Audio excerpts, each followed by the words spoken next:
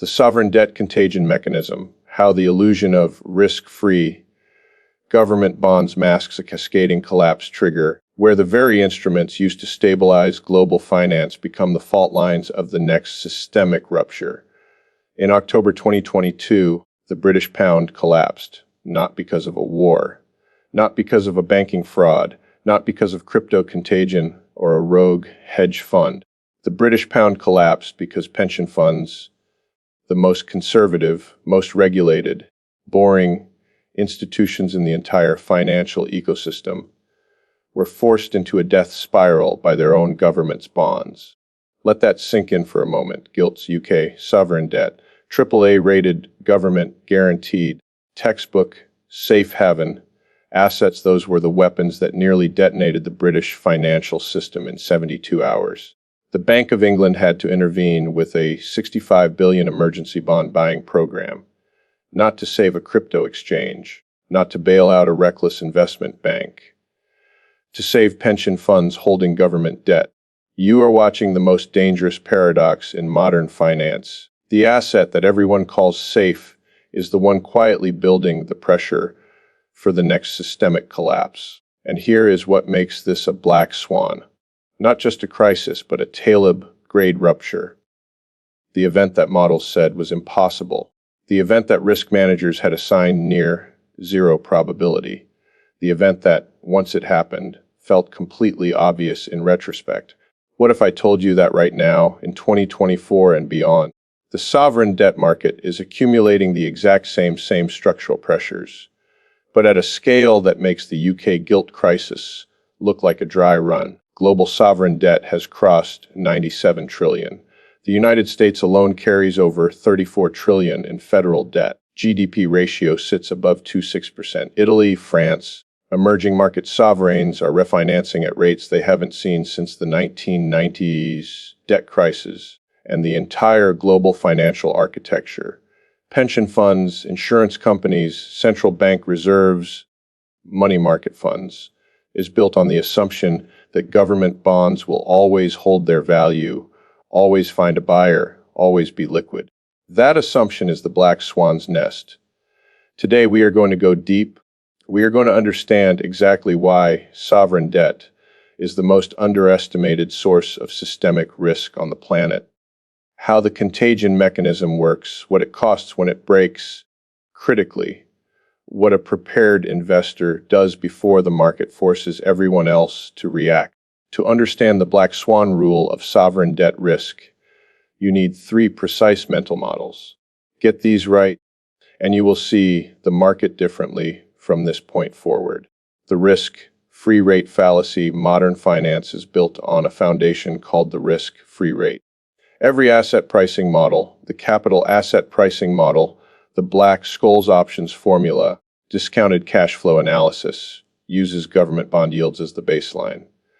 The zero risk anchor, the floor beneath which no credible investment can fall. But here is the architecture flaw that Nassim Taleb identified decades before most institutions acknowledged it. There is no such thing as a risk-free sovereign borrower. There is only a sovereign borrower whose default probability has been rounded to zero by convention, not by mathematics. When you round a small probability to zero, you don't eliminate the risk. You hide it. You push it off the balance sheet of your model and into the tail of your distribution, where it compounds silently until it becomes a systemic event. Greece defaulted in 2012. Argentina has defaulted 9 times. Russia defaulted on domestic ruble debt in 1998 despite being a nuclear armed state with enormous natural resources. Each of these events was preceded by credit rating agencies and institutional consensus declaring the debt manageable. The risk-free rate is not a fact. It is a shared agreement, and shared agreements in finance have a habit of breaking at the worst possible moment. Duration risk and the convexity trap. Duration is the measure of a bond's sensitivity to interest rate changes. A 10-year bond with a duration of 8 means that for every 1% rise in interest rates, the bond's market value drops approximately 8%. A 30-year bond might carry a duration of 20 or higher. Now consider this When central banks globally held interest rates near zero from 2009 to 2021, institutional investors desperately chasing yield were pushed further and further out the yield curve, buying longer duration bonds to extract any meaningful return. Insurance companies, sovereign wealth funds, all of them extended duration to survive the zero-rate environment. Then, in 2022, the Federal Reserve executed the fastest rate hiking cycle in 40 years, raising rates by 525 basis points in 16 months. The result was the worst bond market loss in recorded history. The Bloomberg U.S. Aggregate Bond Index fell over 13% in 2022. Long-duration treasuries fell 30%. The supposed safe assets of the global financial system experienced drawdowns that equity investors would call catastrophic. This is the convexity trap. The longer you hold safe bonds during a low-rate era, the more violently they correct when rates normalize. And every institution that was forced to sell those bonds at a loss to meet redemptions, margin calls, or liquidity requirements amplified the cascade. Sovereign debt doom loops. This is perhaps the most dangerous mechanism in modern macro finance, and it operates almost invisibly until it doesn't. A doom loop occurs when a country's banks are heavily loaded with that country's own sovereign debt. When the sovereign faces fiscal stress, bond prices fall. The banks holding those bonds suffer mark-to-market losses. Their capital ratios deteriorate. Funding becomes more expensive. They pull back on lending. The economy contracts. Tax revenues fall. The sovereign's fiscal position worsens. Bond prices fall further. The circle feeds itself. The Eurozone crisis of 2010 to 2015 was almost entirely driven by this mechanism. Italian banks held Italian government bonds. Spanish banks held Spanish government bonds. When those sovereigns came under pressure, the banking systems of those countries were simultaneously infected, not because of bad private lending decisions, but because of the assets regulators had classified as zero risk. The doom loop is not a theoretical risk. It is a documented, recurring, structural feature of sovereign debt markets, and it is alive today in Japan, in several Eurozone periphery nations, and in emerging markets across Asia, of South America, and Asia, Latin Africa. Let us talk about the Eurozone periphery nations, not in abstract percentage terms, in real numbers, real institutions, real human consequences. The 2022 bond market collapse erased an estimated $2.6 trillion in bond market value globally in a single calendar year. This was not a fringe asset class. This was the supposed bedrock of conservative investing, the core of every pension, every endowment, every sovereign reserve portfolio. Silicon Valley Bank collapsed in March 2023, holding a $91 billion in long-duration bonds, government-backed mortgage securities, the kind regulators classify as safe. When rates rose, those bonds lost value. When depositors fled, SVB had to crystallize those paper losses. The bank that managed the cash of half of America's venture-backed startups was destroyed not by bad loans, but by safe government bonds in a rising rate environment. Ray Dalio has been explicit about this dynamic for years. In his framework of the long-term debt cycle, Dalio identifies sovereign debt saturation as the terminal phase, the moment when a government's debt obligations become structurally incompatible with economic growth, forcing a choice between inflation, default, or financial repression. His warning stated plainly, buying bonds is now a terrible deal. That is not a speculative opinion. It is a structural observation. When the U.S. government must roll over $8 to $9 trillion in debt annually just to replace maturing obligations, the market's appetite for that debt at acceptable yields is not guaranteed. It is a daily vote of confidence, and confidence is fragile. The invisible financial loss here is what economists call financial repression, when governments deliberately keep real interest rates below inflation to reduce the burden of their debt, effectively transferring wealth from savers and bondholders to the sovereign. Savers experience this as a slow erosion. Their bonds mature. They reinvest at rates that don't keep pace with the true cost of living. Year after year, purchasing power of their safe assets quietly diminishes, and the losses never appear on a brokerage statement as a negative number. This is the fear mechanism that makes sovereign debt risk so insidious it does not announce itself. It operates through dilution, through currency debasement, through the quiet mathematics of negative real returns. Most investors never recognize the loss until a decade has passed, and they wonder why their conservative portfolio failed to protect their standard of living. And this dynamic distorts everyday financial decisions in ways most people never trace back to their source. The retiree who holds 70% bonds because that is what conservative investors do is making a rational choice within an irrational system, one designed before the era of 97 trillion in global sovereign debt, before quantitative easing rewired yield relationships, before duration risk became the dominant hidden variable in fixed income. Let's make this concrete.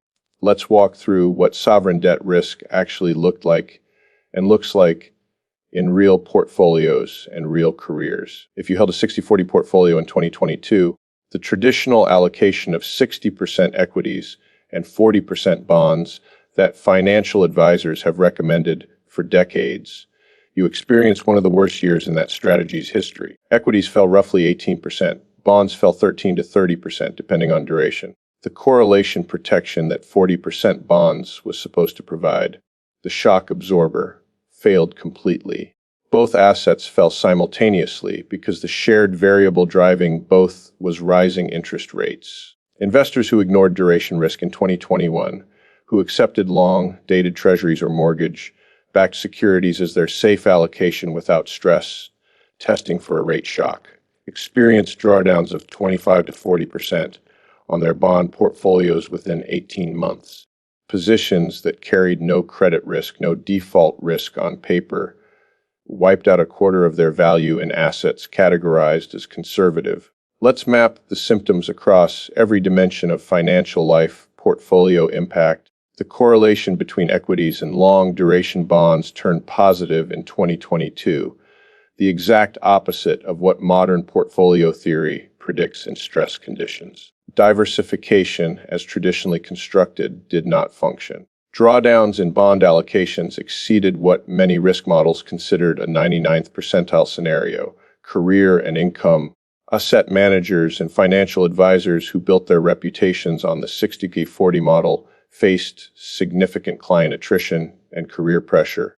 Several prominent bond, heavy hedge funds posted their worst annual returns in history. Fixed income desks at major banks saw bonus pools contract dramatically. Savings and wealth pension funds globally reported funding ratio deterioration. The UK's defined benefit pension crisis in September 2022 represented not an edge case, but a systemic crystallization of duration mismanagement at institutional scale.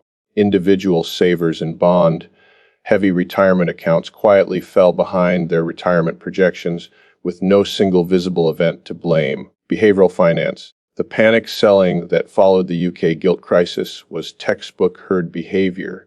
Institutions forced to liquidate at the worst moment because leverage through liability-driven investment strategies triggered margin calls simultaneously. Confirmation bias had allowed risk managers to accept low rate projections long after rate hike signals were clearly visible in inflation data. The availability heuristic, anchoring to 40 years of falling rates, made the rising rate scenario feel implausible until it wasn't. Risk perception, overconfidence in regulatory frameworks, the assumption that assets classified as zero risk weighted by Basel III were actually zero risk, suppressed institutional vigilance. Anchoring to post-2008 monetary policy norms prevented scenario analysis of anything other than the base case. Systemic blind spots.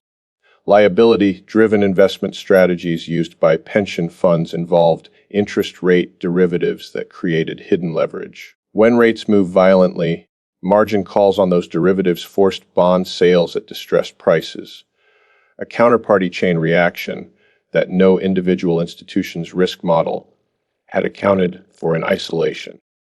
This is the beginning of the unlearning process, not understanding that bonds can go down. Everyone knows that intellectually, but deeply internalizing that the duration of your bond allocation, the leverage embedded in your counterparty chain, and the correlation assumptions baked into your portfolio construction are not stable features of the market. They are context dependent, and the context has changed. The investor who survives the sovereign debt Black Swan is not the one who predicted it. It is the one who built a portfolio that does not require a prediction. Here are 4 concrete, actionable frameworks, not generic advice, but specific structural responses to sovereign debt systemic risk. Uncorrelated asset allocation beyond the 60-40. The 60-40 portfolio is a product of a specific interest rate environment that may no longer exist. A more robust allocation explicitly incorporates assets with low or negative correlation to sovereign debt stress, real assets including commodities, infrastructure, and real estate investment trusts, inflation, protected securities with short duration, gold as a monetary hedge with a multi-decade track record of preserving purchasing power during sovereign stress events, and selective international diversification across sovereigns with structurally different fiscal trajectories. Duration management as an active decision. Most investors treat bond duration as a passive feature of their fixed income allocation. Treat it as an active risk variable. Shorten duration in rising rate environments. Use treasury inflation protected securities for real return preservation. Consider floating rate instruments as a rising rate hedge. The goal is not to eliminate bonds. It is to hold bonds at duration levels that your portfolio can absorb without breaching your drawdown tolerance. The 3-bucket liquidity reserve. This is the framework that protects you from being a forced seller, the worst position to be in during a sovereign debt crisis. Bucket 1, 6 to 12 months of living expenses in liquid, short duration, insured instruments. Bucket 2, 3 to 5 years of medium-term needs in short duration bonds and dividend-paying equities. Bucket 3, long-term growth assets, equities, real assets, alternatives, where you have the time horizon to absorb drawdowns without liquidating at crisis lows. Forced selling is how individual investors crystallize the losses that systemic events create. Liquidity management is how you avoid that trap. Stress. Test your portfolio against history. Run your current allocation through 3 historical scenarios: the 2022 rate shock, the 2010 to 2012 Eurozone sovereign debt crisis, and the 1994 bond market massacre, when the Federal Reserve's unexpected rate hike triggered a global bond sell-off that wiped out highly leveraged positions overnight. If your portfolio would have breached your drawdown tolerance in any of those scenarios, you are carrying more sovereign duration risk than your actual risk capacity supports. Howard Marks, co-founder of Oaktree Capital, put it this way: the biggest investing errors come not from factors that are unknown, but from factors that are knowable and yet not fully considered. Sovereign debt risk is knowable. The duration trap is knowable. The doom loop mechanism is knowable. The history of sovereign defaults is knowable.